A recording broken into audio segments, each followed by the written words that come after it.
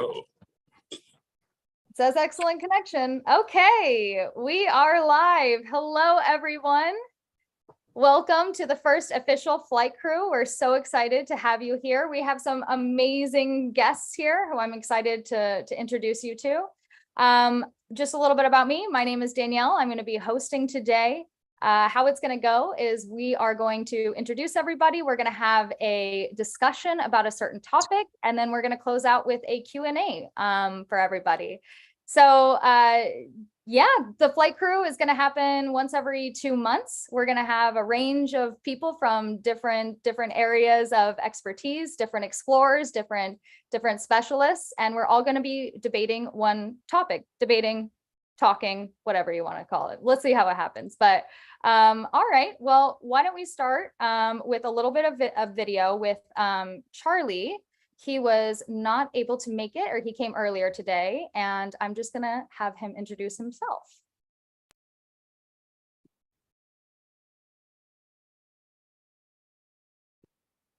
Hello, everyone.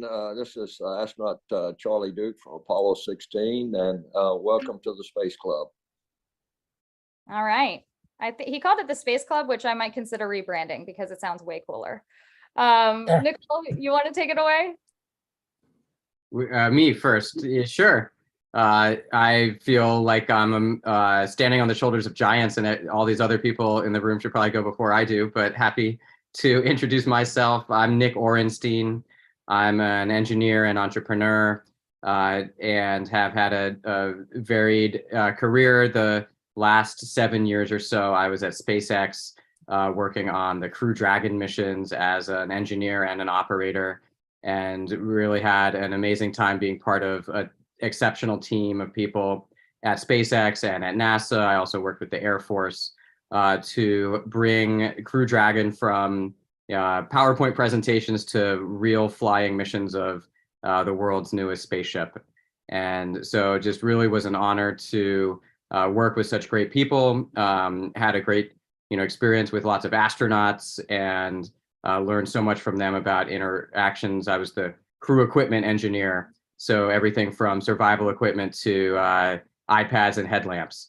And so the gear guy for the astronauts, lots of experiences there. And now I'm entrepreneurially with some other people running a company called H-Star Space, and we're building a new spaceship of our own. So lots of huge exciting things, and yeah, just really glad to be part of this community so that we can inspire people around the world to think more about space, to work in the industry, to look up the stars and dream, and hopefully, like some of the people on this call, get to one day ourselves go to space. And until then, as I'm sure we'll say a lot today with this effort for Back to Space, find ways for people here on Earth to have all these similar experiences. Amazing. Gerry, you want to introduce yourself? Yeah, I'm Gerry Griffin.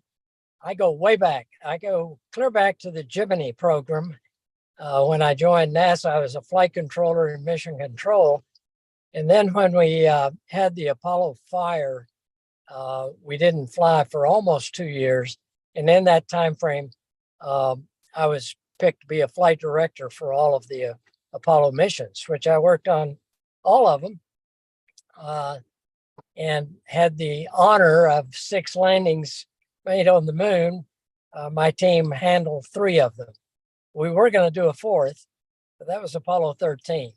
So our job turned into a slightly different task. And then after Apollo, I went to NASA headquarters. I went to 2 NASA centers as I was deputy director out in the desert. And then I was deputy director at Kennedy Space Center until we flew the first shuttle. And then a fellow named Chris Kraft, who was my mentor in Houston, retired. He was the director of the center. And so I returned to be the head of the Johnson Space Center. And that's where I was when I retired from NASA. And then I had another career in the private sector, which I won't go into, but I've never been very far away from space. I've kind of intentionally stayed with it because I really feel that those of us that were there during the Apollo years, particularly since it was the first time we left the good Earth and landed somewhere else, I think the people, I feel obligated almost to tell the story and use it for inspirational purposes, but also I'm looking forward to Artemis, and we're going to pass the torch. It's time, and I really think the future. We've done a lot so far with shuttle and station, but the future is now. Let's go back to the moon and on to Mars. Big task, but you got to think big in this business, as we all know. And I also had the real privilege of being a flight director on Apollo 14 and got to work with that crew, which were dandies, and it's a lot of fun. So that's why I'm here, and that's why I'm really happy to join you. Well, we're so happy to have you. And speaking of shuttle, Nicole, you wanna jump in here? Sure. Well, first of all, I'll thank Gerry for everything, and Nick. We always dig the flight crew equipment, so thank you very much. And couldn't do it without it. And really fortunate to have had, and I can't believe it. It was this long to have had an 28-year career with NASA. Started out as an engineer at the Kennedy Space Center way back when we were getting back to flight with shuttle after the Challenger accident. And man, talk about coming in with a group of people that to this day, I think it's always been this way in space, right? Where you're working with people that are excited about what they're doing, really feel like the care and feeding of the spacecraft on behalf of the crew or whatever payloads are flying, that's their responsibility. I mean, that's an amazing group of people to work with, learn some really important lessons that have stayed with me since in everything I do, like believing there's a solution to every challenging problem. I mean, going in with that mindset, and then in the words of my dear friend Jay Honeycutt, having a philosophy of here's how we can and not why we can't, right? Just applying that to everything. And it works with space, and it works with lawyers and your plumber. I mean, it just works with everybody to have that kind of attitude going in. So spent a lot of time, almost 10 years at KSC, then got selected. Well, before that, got to go work at Johnson Space Center for about 2 years on the shuttle training aircraft, which, oh my gosh, every job I had with NASA along the way with the hardware, I felt like, and I think about it today, like I could have done any one of those jobs forever and loved it. And, then I'm like flying on this airplane that we're training astronauts how to land the space shuttle. And then a couple of years later, get selected into the class of 2000. Our nickname is the Bugs. We appreciate that a lot more than names like maggots or penguins or sardines, things like that. But and then very fortunate to fly in space twice. Once a long duration mission on the space shuttle or space station, got to go up on Discovery, come home on Atlantis. And then about a year and a half later, flew on the final flight of Discovery, which I still can't believe it was the final flight of any of those vehicles myself. And retired in 2015. Went off, and having had the opportunity to paint in space, I wanted to bring the love of art and space together, doing my best to share all of the awesomeness that goes on in space every day. That's ultimately about improving life on Earth, bringing that, back to Earth. Had the chance to write a book, and if I could do nothing else, I'd be working on stuff like you see behind me, this art spacesuit, with a group called the Space for Art Foundation, where we believe uniting a planetary community of children through the awe and wonder of space exploration and the healing power of art.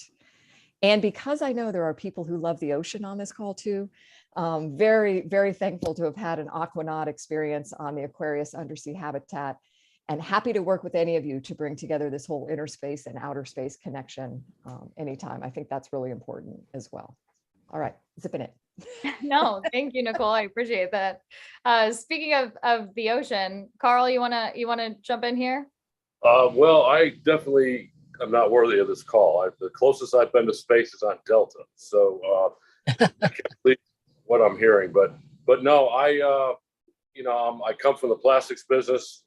I sold it to a big company. I never thought I would about 7 years ago, and decided I wanted to go and help fix the ocean and look for treasure. And we found a debris field of a ship called the Nuestra Senora de la Maravilla about 4 years ago. We've been following that, and we have recovered about 12,000 objects. We've got a museum open in Lucaya. In that process, we've discovered 19 other wrecks in the area. We're on the western side of the Little Bahama Banks.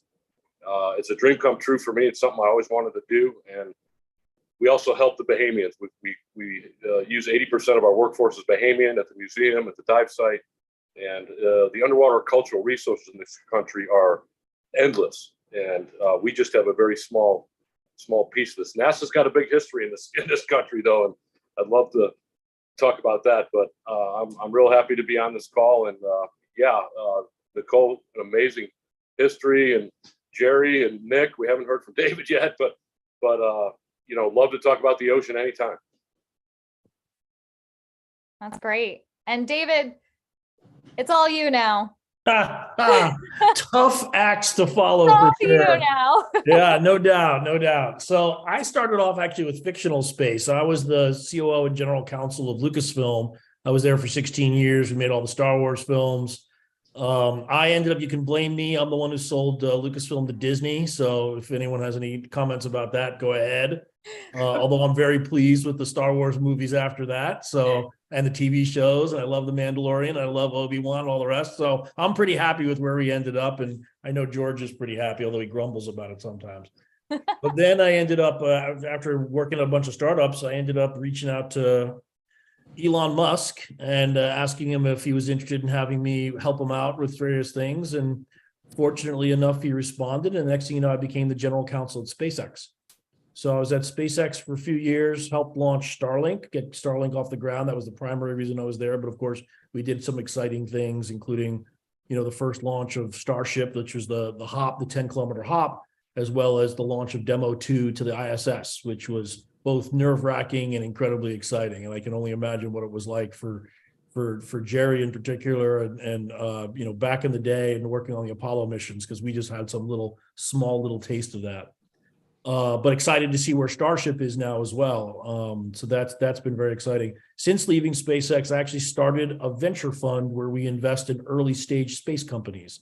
So I see a ton of companies every day, doing unbelievable things in space. And that's what really excites me the most, which is we're really, at a point now where launch costs have come down and the things you can put into space are just endless. The opportunities and the things that are presented to me and my partners every single day are just so exciting for what humanity's future in the cosmos is going to be. So couldn't be more excited to talk about folks who know the history of it, and then talk about also what the future is of the space economy and how humanity is going to expand into space. I think what's one thing all of us can agree on, it's an exciting time to see what's happening in the space world, the space. David, you could not have said anything better, because that segues perfectly into what we're going to talk about. So I try my best. Because this is the first back to space flight crew, what we're really trying to do is get individuals from all different disciplines together to discuss a topic. I'm in all these different conversations, the space conversation, the entertainment conversation, the VR conversation, and I want to put them all together and with these amazing guests that we have today, talk about what exploration means. I was in a debate with somebody a couple of weeks ago, and this woman told me that she does not think that space travel space exploration is important or would benefit society today, humanity today, because of everything that's going on here on Earth. We're, divided as a country. What is the point of going to space? Why not fix what we have here? And I, coming from the Apollo days and always around the space community, I'm like, there's so much. But the purpose of this conversation is all of you guys are explorers and a part of the space community, or the Earth community, I guess. So I just want to open that up to all of us to have that conversation. And what is your answer to that question?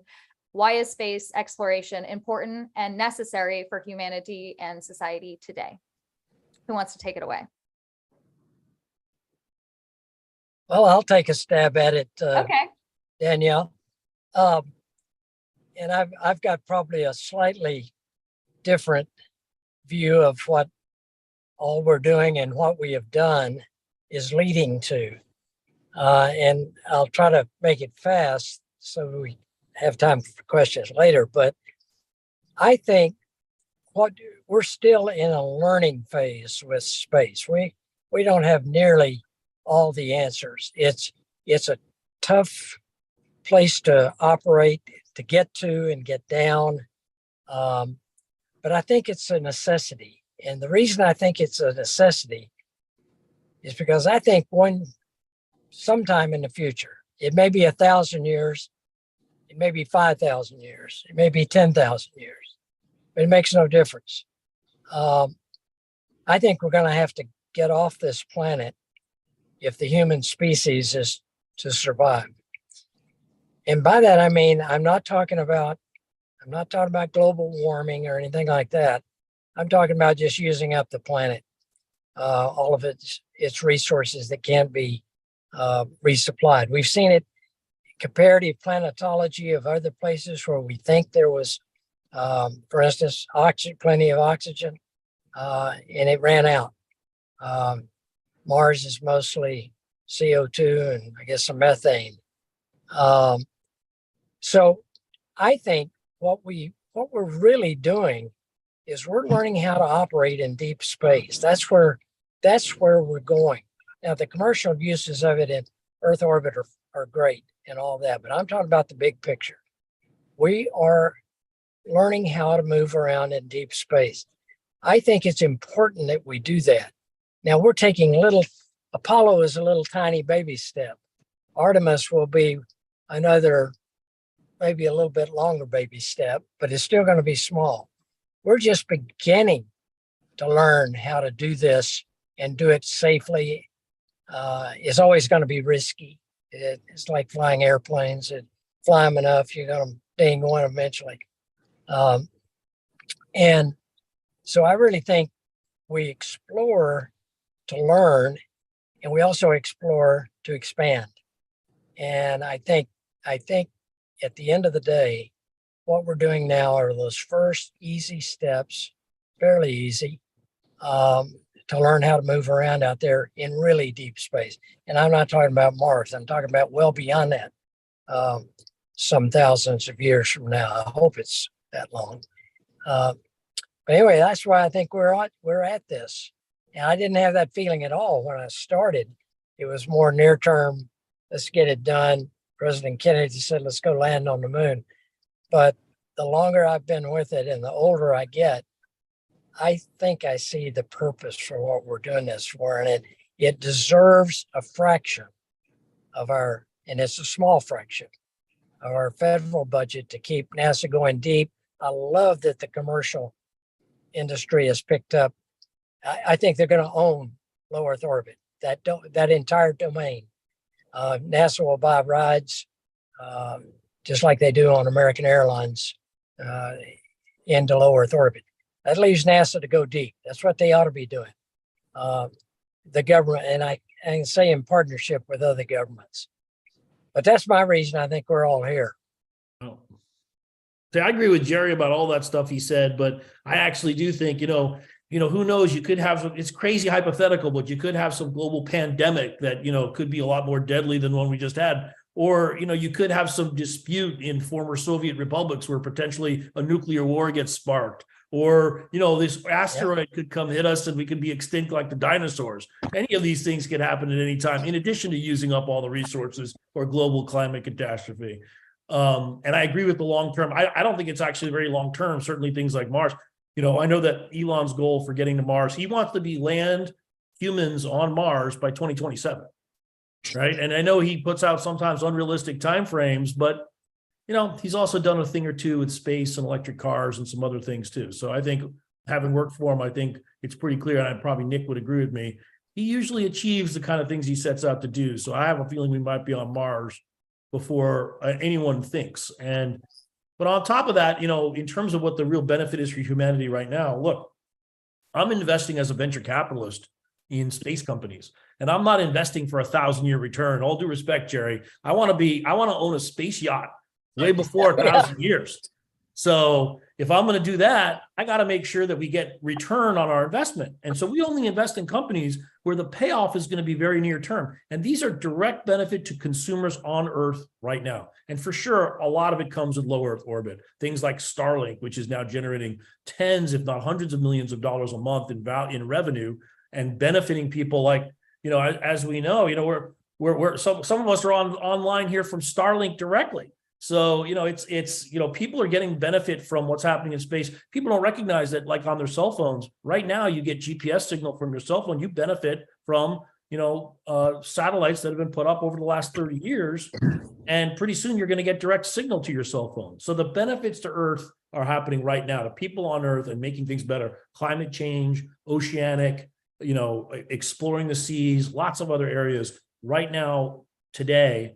You're seeing the benefit of the expansion of access to space. And let me add to that too. I think what you just said is exactly right. And my view, you're looking more toward the Earth right now. I'm looking more toward deep space. Mm-hmm. And with my idea that we need to learn how to move around out there. But I couldn't agree with you more. Space technology and the commercial companies are going to make it work or not work. One of the two. And thinking of the way that Danielle asked the question, where there's lots of people who ask why people spend money or time or effort on the space industry. I think thinking of Earth is a big part of that. And, I like to add to it that jobs are created as a result of it. And so spending money in the space industry isn't putting a bunch of dollar bills as the payload and sending it to orbit. All of the money is to pay people on Earth to have really compelling and exciting jobs and bring us all together to grow this industry. David, you brought up the pandemic, and one of my, kind of sad reflections on the pandemic is that a worldwide event didn't bring us as humanity closer together. And perhaps now we have the space industry as the last shining beacon that can do that, whether it's through companies that work around the world or just the fact that the technology we send to space helps all of the world. And then Nicole, I'm sure you may have some good words on the overview effect, but all of this together, I think, unites humanity in a combined mission, and humanity doesn't really have that right now in a positive, constructive, cooperative way. We've always had united missions that are fighting one part of us against the other. But space exploration and space travel, I think, connects us in a cooperative way now in the future in a way that nothing else does. Yeah, I mean, this whole idea of the cooperation side of it, and I look at the International Space Station, the legacy that's going to come from that, right?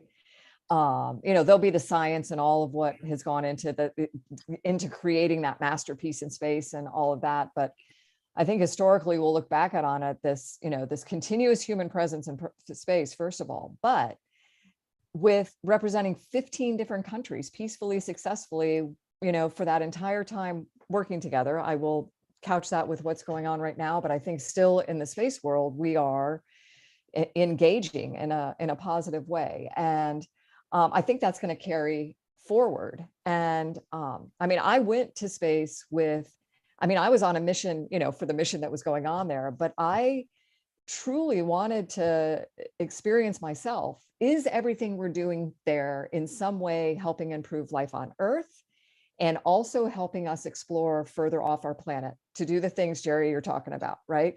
And all of it in one way or another it's incredible to look at it that way, whether it's the engineering of the station itself or the way we live and work like crewmates on board that space station. It's interesting on that point, Nicole. I wonder, you experienced directly this phenomenon of working so closely with the Russians as teammates, as colleagues, as crewmates, incredibly tightly. And that's amazing, right? Right now, we're at one of the lowest points in the relationships with Russia. And here we are operating this continuous human presence. What was that like to work with the Russians? How was that like for the astronauts today who were working closely with the Russians on the space station? I mean, I can't speak for any of those folks today, but I loved everything that we were doing. I feel like my crew was my family, and I think we all were there with this off the earth, for the earth purpose in mind. I like to think I wasn't like living in this naive world somehow. And it's really, really sad and frustrating to me for so many reasons with what's going on. But then I look back and I think about Apollo-Soyuz, right? That iconic mission and the times when that, I mean, the time in history when that was going on and how that set us on, a path to do, more positive things in the future. And I pray that we get past this in a way that, somehow peacefully is resolved. And, I look at it, Gerry, what you're talking about, this like deeper space exploration, I love it. All of what we're doing, all these little baby steps that are happening now, especially in response to the question about why are we spending all this money on space? Well, it's not a whole lot of money to begin with. And every aspect of our lives is positively impacted in one way or another. For the greatest planetary challenges we have, space is providing us with the information that we need to solve those things, measuring the vital signs of our planet to allow us to do the work, Carl, that you're talking about in the ocean as well, right? And all of that is happening. And I think in the end, what it comes down to is survival, right? So the greatest gift we're going to get is this solution for survival. We build these mechanical life support systems in space, and somehow we know when we wake up in the morning there every day that we have to, wake up and say, okay, how much CO2 is in my atmosphere? How much clean drinking water do I have? What's the integrity of my thin metal hull and the health and well-being of all my crewmates? And it absolutely is this wonderful example for what we should be doing down here on Earth as crew of our planetary spaceship, right? Orders of magnitude, 7 people on a station versus 8 billion on a planet. But I think the model works. And then when you talk, Gerry, about this, however many years it is out in the future, yeah, Mars is this baby step. And Mars is a place, it's not opening its arms and welcoming us to this garden paradise, right? We're going to have to turn Mars into a spaceship to be able to survive there, to be able to thrive there. And it's this baby step towards, I like to think that we'll have done all the stuff to lift the industry off the planet, like Bezos' idea of the O'Neillian kind of thing, and treating Earth as this paradise that it should be, and, getting all of that stuff off the planet, that it'll still be this beautiful place when we're doing the interstellar stuff that we'll need to do so that we can maintain our longer term survival when the sun doesn't like us anymore. Right? That billion or whatever years it's going to be, where the sun's going to not like Earth anymore, regardless of what condition it's in. And Mars is not going to fare very well either when that happens. So we got a Star Trek future, baby. That's what I know today is May the 4th be with you. But I am like, which is awesome. Star Wars, Nicole. We only talk about Star Wars on this channel. I know. We are. It's just, and it is like, May the 4th be with you. But I am looking forward to that Star Trek future, right? And of this positive kind of, we are out there surviving and thriving. And again. Well, Danielle, I think there's something else you've missed too. That you mentioned earlier, the vision we have. And in my life, space has always been a unifier. I mean, I was too young for 13, but I remember 14 and how proud my whole family was of these Apollo astronauts, and everybody was related to the Apollo program. And I don't know if we've seen that since, maybe 9/11 for a little while, the shuttle program. But I think, it's neat to see these companies compete, but I really think NASA needs to continue to step up and be that patriotic force that I'm so proud of, growing up all these years. How many other government agencies do people wear T-shirts with their logo on it? I don't think it's many. And that's really inspiring, because when we originally started Back to Space about, I think it's at this point 6 years ago, we were having conversations, and I always use this line where you could walk into a coffee shop and you could ask somebody to name 3 Kardashians, and they could, and I'd say name 3 astronauts, and they could not. Now, you walk into Target and there's NASA shirts everywhere. It's amazing that, everyone's kind of stepped up their game. And then that even perpetuates the conversation of people saying, well, what about space trash? And what about this? And what about that? But you think about it and you think, okay, well, I use my GPS today to get from point A to point B. And that was a direct result of satellites that helped me get there. So, why space? Space is happening every single day. So Danielle, we've heard GPS a couple times now, right? And I have to share this story because I think it hones in on what the awareness is, right? Of what space is doing for us. So GPS, you just said, I use GPS to get from point A to point B. There's no more triptych in your car, the AAA triptych, if you're old enough like me to remember that. And I had an experience where it was like this conversation. Well, how do you get to point A, this argument about space and what it does for you? How do you get from point A to point B now? You must know about and use GPS. And this person was like, no, I have my phone.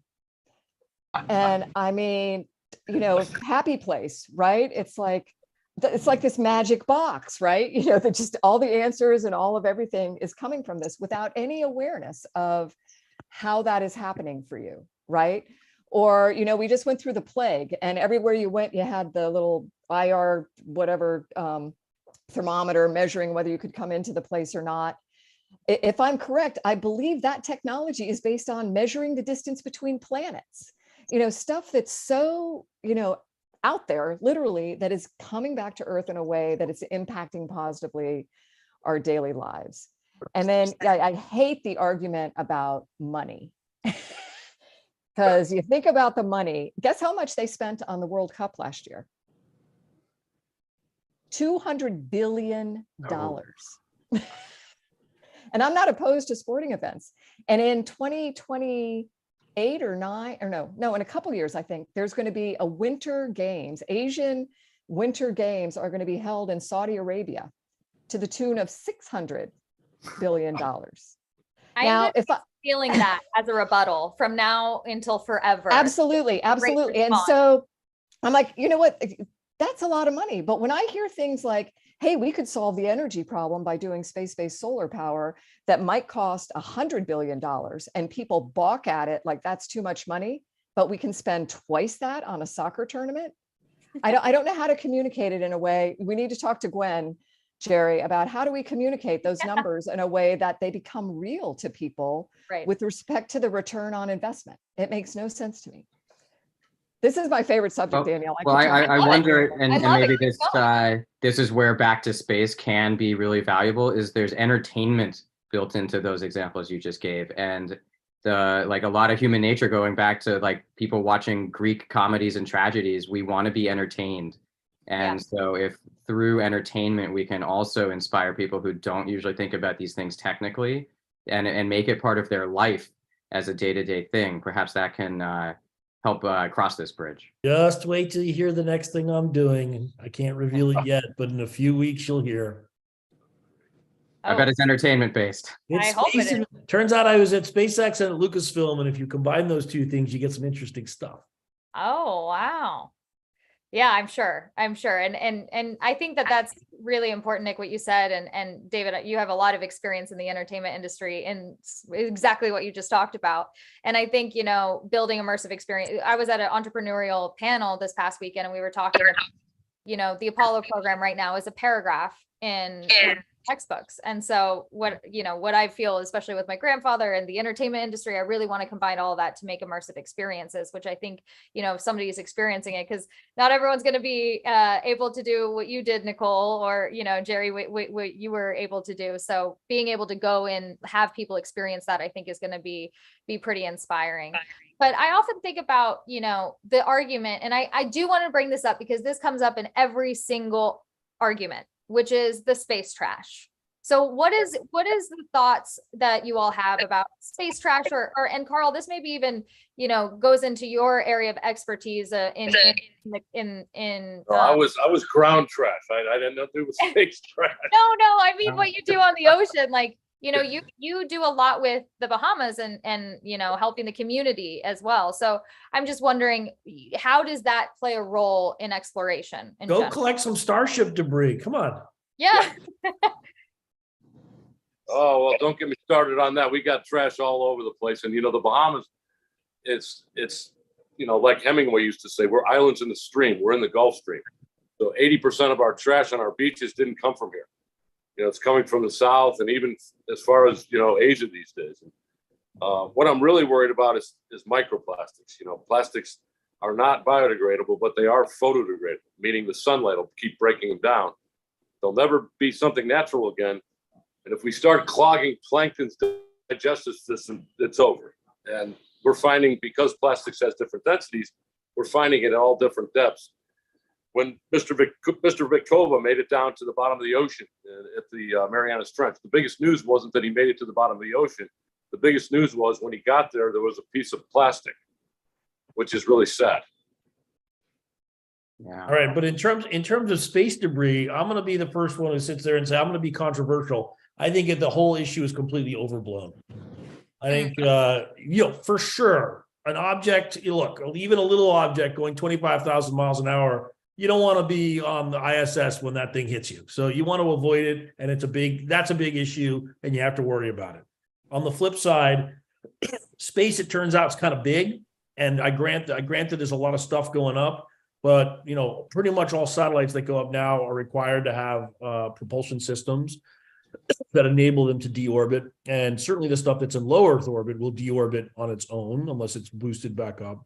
And I just think the whole issue of people focusing on trash in space is overblown. I mean, I'm sure Carl can tell you, the oceans are pretty darn big, and there's an awful lot of stuff in the oceans, and yet, you can, there are ways to make sure that you avoid it. And I think when you look at the size of space and the different, not only the scope of it, but of the, it's 3D, as we learned from the Star Trek movies, Nicole. Thank you very much. You have to work, Khan had to work in 3D, to make sure to think that way. Space is 3D, there's depth there, and there's a lot of space for things to happen there. So I think, for one, that the whole debris and the debris cleanup thing is overblown. I also think that I've been pitched on every possible company to try to clean it up. There's no business there because no one's going to pay for it. And so it's going to be up to governments to come up with regulations that govern how that work, and then try to spread those to other countries. But I don't anticipate that the Chinese and the Russians are going to stop testing things that cause more space debris. So it's going to be very difficult to find someone who's willing to pay for it. And it's something that we're going to have to figure out probably through regulation and then collision avoidance. Yeah, and to build on that collision avoidance, I propose that it'll be reasonable that there'll be some sort of space traffic management organization that's like air traffic control. Exactly. And that doesn't quite exist yet, but I think is definitely on the horizon, especially with all the commercial LEO activities that are happening. With the there's some national parks, that have very strict rules that when you go into camp, you're required to bring everything out that you took in, and you can be fined heavily if you don't. And I think some places are even gotten to the point where they're inventorying what you're taking in, and then they inventory when you come out. I think, and I just use that analogy, we've got to get, if we can, and I know the Russians and the Chinese, the Russians shot down something with one of their missiles that created a whole bunch of big junk. And we've got to get everybody used to that idea of if you're going to put something in orbit, you got to do something to deorbit it. And we've got a lot of people now that are agreeing with that and doing it, but we got too many that don't around the world. Yeah, well, certainly with FCC, the FCC probably won't grant you a license for a LEO constellation unless you have a very specific and clear plan for deorbiting the satellites and avoiding space junk. So, and maneuverability, but it needs a coordination, government regulation. There's going to be an air traffic and space traffic control. It's almost inevitable. And I think those are going to be what the answers are. Yep. Yeah, and it's interesting because I think, Carl, like the issues that you're speaking to, right here on Earth, I think the raised awareness of that here on the planet is getting more people talking about what's going on in space too, right?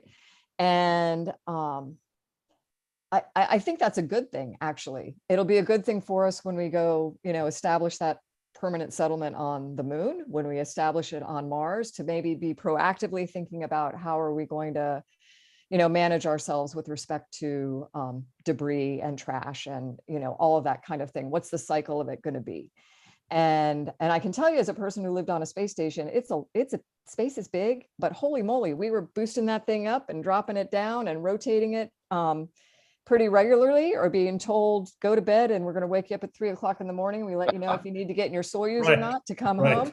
I mean, that makes you, it might be big, but holy moly. there's Easy for me to stuff say, out right? there, right. Yeah, dude. It's no big deal. And, and I'm going out on a spacewalk, and I'm like, okay, watch out on that handrail, Nicole. We believe there's a, shrapnel like, hit on that hand. I mean, you don't want to touch that with your glove.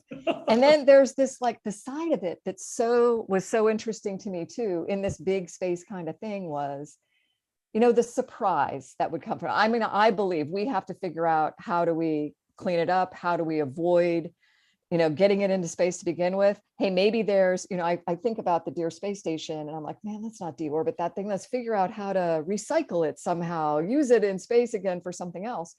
And that, I think, might be where the business model is the recouping, the recycling of stuff. But there's definitely some plans around. There's definitely some companies that are looking at exactly that. Access one, a few others that are looking at, other space stations, but, using recycling, reusing the ISS in particular. That must have been incredible. But so what, but Nicole, how close would an object need to come to the ISS? I mean, look, obviously ISS is precious. There's human life. You're spacewalking. You have to avoid things with a wide margin. But how close would consider be a close call in space?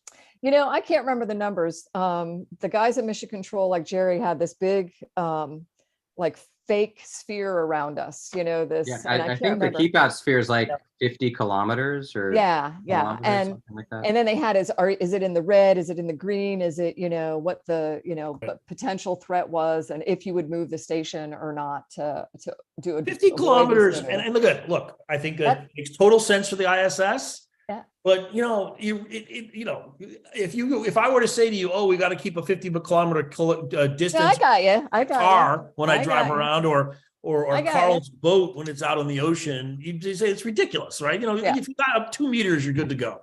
So I totally get it. And some of that is due to the unknowns associated with where stuff really is. Right. But the thing that was interesting to me was, and this was on my first flight, floating in front of the window before going to bed one night, and it was night, it was like night down on Earth, and I'm there all by myself, and all of a sudden I see this, like, streak of light go between me and the Earth.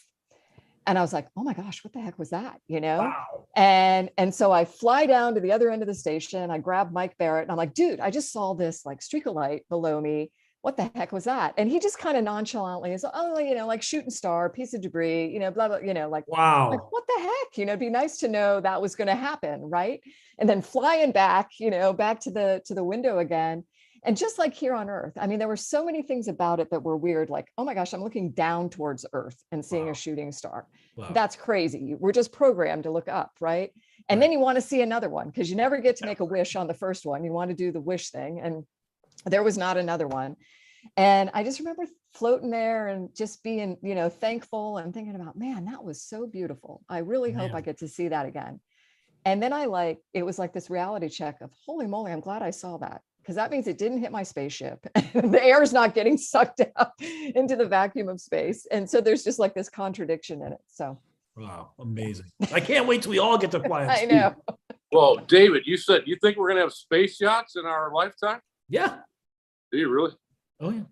Would you sign me up for one? Put me on that list. Yeah, you're on the list. You're good. Go. Everyone else wants to sign up. Everyone raise their hand if they want a space yacht. Yeah. All right, good.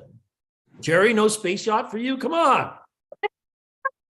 Well, I have a question for Gerry, actually, because related to, you brought up the idea of national parks, and I think in the, like, inspirations of as we go out to the moon again and off to Mars, and we've in the past gone, just with a few people for footprints, but eventually we will be creating bases there.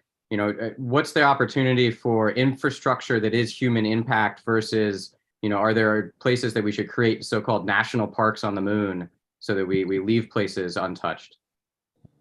You know, there's been talk of making all of the landing sites Apollo historic national monuments. Of course, you don't own the moon is the problem. So you could name it in our name or something.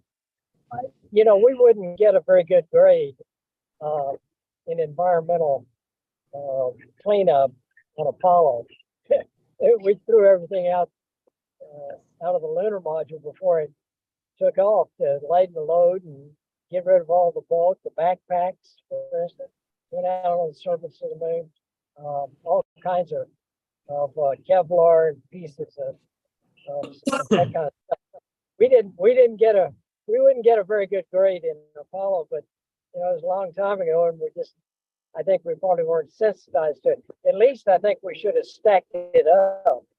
And so if somebody could go back up there, they could say, okay, now we can pick this up, because they wouldn't even know what it is now. It's scattered all over the place. And of course, we left lunar science packages and all kinds of. But anyway, I think Nicole hit it when she talked about kind of what she had to do each day to make it work. And we got to be more sensitive to that, I think, in the future. On the other hand, as I said in my opening remark, it's a tough environment. It's hard. It's not friendly. And it's not as easy to take care of your trash and so forth as it is on Earth. But we got to learn how to do it better. And in low Earth orbit, I don't think we've got a debris problem much higher than maybe 200 or 300 miles. We're flying higher than that occasionally, and particularly with robotic spacecraft. But I think the problem is down closer to the Earth. We got to figure out some way, I think, probably one day to clean it up. And David, you make a good point. It may not make commercial sense. It may not be a business case there. I know there's people looking at nets and gathering stuff and then deorbiting it all, and you might could make something out of that. But it would be extremely expensive. And so I don't know. And Gerry, doesn't at 200 to 300 miles, I mean, you know, it depends. Obviously, at 200 miles, it's going to deorbit in a matter of days or weeks. 300, maybe it's months, but it's still going to deorbit at that level, no? Yeah, the station is around 250. They have to keep boosting it. Mm-hmm. So yeah, there's drag down that low, and it'll clean some of it out. But it's slow, particularly if you get up around 300 or 400 miles. It's going to take a while. I remember we left something in an 800-mile orbit, and it was going to be that takes forever. decades. Yeah, that takes before. forever.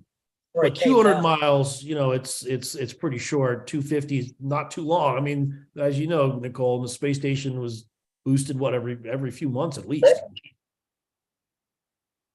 Well, in order to bring this kind of back to inspiring and how I brought it up. I brought up space trash, and I knew the second I did, I was like, this is going to bring up a whole different conversation. But time is kind of running here, so I want to be respectful of everyone's time. But I just want to know final thoughts on what it means to be explorer and to you, just to you. What does that mean? What does what mean? I missed you. To be an explorer. Oh, I think we're all explorers. I think it's in our DNA. It's why we opened up the American West and didn't stay grouped up on the East Coast. I think it's natural for us. I think the human species is just built for it. I don't think the U.S. could stop, but nobody else would. I think it's embedded in the human spirit to explore and find out what's out there, wherever there is. Yeah, I think Gerry is totally right. And I think my big take on it this year, I mean, look, we used to, we had Apollo missions, we had Shackleton going to, the Antarctic, and then you had people, Byrd going to the North Pole, and Edmund Hillary climbing, Tenzing Norgay climbing, Everest. you can spend 10, 15 grand now and someone will basically carry you to the top of Everest. And you can take a National Geographic cruise to Antarctica and literally have a tablecloth table with champagne next to the penguins, right? Where the age of that kind of exploration is kind of over on the Earth. And that's one of the reasons I find space so exciting, right? There's things to do on Earth. I'm not saying there's nothing left to explore. And sure, Carl will disagree with me for sure under the oceans and everything else. But in terms of a massive opportunity to, for humanity to really, it's in our DNA, as Gerry says, to explore. And I think once we get our foothold in space and get a taste for what it's like to explore the cosmos, I don't think we're ever going to stop. Yeah, I mean, it seems like there's a couple aspects to it, right? There's the just like the challenge, right? Of, being that one or that group that overcomes some challenge to see something, discover something. And then I think there's the awe and wonder aspect. There's just like, oh my gosh, this is, you're just curious and it's awesome. And you want to be a part of it and know why it's like that. And then ultimately, I think it's about survival, right? And, it's so cool to me. I mean, I think about the opportunity to fly in space and all the complexity that goes into that, getting off the planet, out of the hold of gravity, living and working there, even for a short period of time, getting back safely. I mean, there's so much that's complex. And how when we explore, when we discover, whether you've got your face in the ocean or you're at the top of that mountain or in space, it's like, oh my gosh, the simplicity of it ends up being some of the most awesome things about it. Like for me, going to space, and you call me a kindergartner, I don't care. It's like, and I want everybody to know, it's like, oh my gosh, we live on a planet. We're all Earthlings, only border that matters, that thin blue line of atmosphere. And that by behaving like crewmates, not passengers, we have the power to create a future for all life on Earth that's as beautiful as it looks from space. And if exploring here on Earth or in space and looking back at ourselves in a way that allows us to acknowledge who and where we all are in space together gives us that incentive to be crewmates, not passengers, then I am all for it. Yeah, well, David, we got to slap some tanks on you and get you down here and find a gold coin, and you'll forget about space. But, sign me up. Sign me up. I love diving. Sign me up. But it's estimated there's 3 million shipwrecks in the world, which is just mind-boggling to me. And just out here where I am, there's hundreds. And when you find something that somebody's used to use or spend or eat, whatever it was, that's the first thing that goes through your mind is what happened to this, who was using it, and the history of that. And to me, there is nothing more exciting than that. I don't know what I would do if there wasn't that because I'm terrible at golf. And so, exploration for me is everything. And like I said, we've identified 19 other wrecks. I could spend the rest of my life in our crew doing this. And I am one of those guys, David, I think you mentioned earlier, there is part of me that wants to go to space. And I met Mr. Meizawa. He rode my submarine, he bought those tickets and I was begging him to bring me, but apparently I'm not an artist. Qualify. You're not an artist. He's referring to Meizawa, who bought a Starship mission for 12 passengers to go around the moon. And it's supposed to happen this year. Probably not going to happen this year. Maybe next year. It's possible next year. But here, let's make a deal. I love wreck diving. I'll come wreck diving with you. But then we got to go visit Gerry's trash piles up on Apollo and go dive on those up on the moon and check that out. That would be just as exciting. Yes. There you go. Nicole signed up too. Let's go. I'm Nick, we're all signed up. Okay, great. Wonderful. It's the flight crew, just like you said, Danielle. Flight crew. And Nick, did you? Yeah, sure. Yeah, I'll add to all of that, amazing words, some extra thoughts on exploration. What comes to mind is an old memory of a high school geometry teacher who drew two circles on the board one day, one inside the other. And he said that the inner circle is human knowledge and the outer circle is all knowledge. And what are you kids doing to grow the inner circle? And so I think exploration is really about that. It's about seeing things that have never been seen before. At first, possibly in our lives as explorers for our own personal gain. But as we get further on the frontiers and the edges, we can see that it benefits all of us, all of humanity, by exploring, by building the body of knowledge that we have as humanity.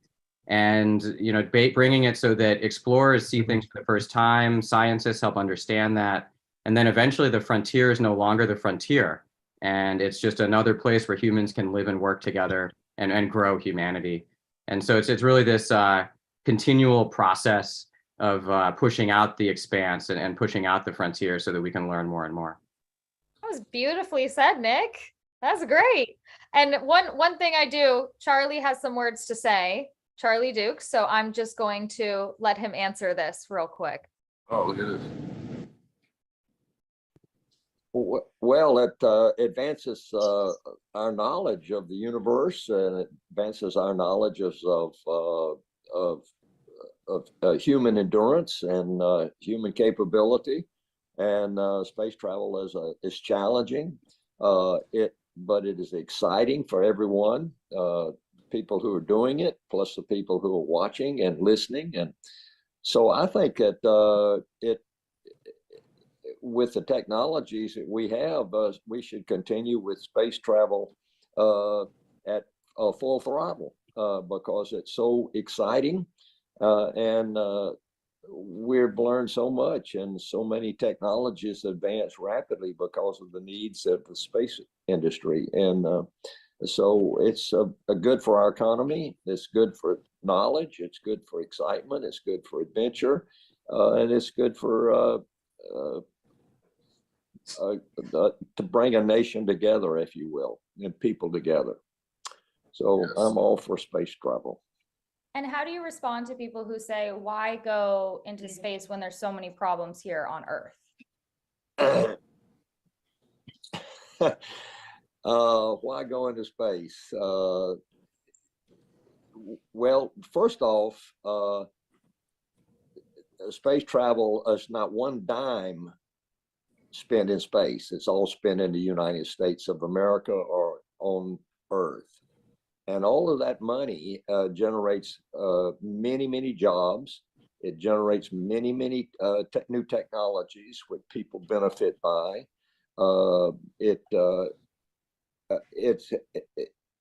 There's not only the direct jobs, but let's say in Apollo we had 400,000 people working for that program.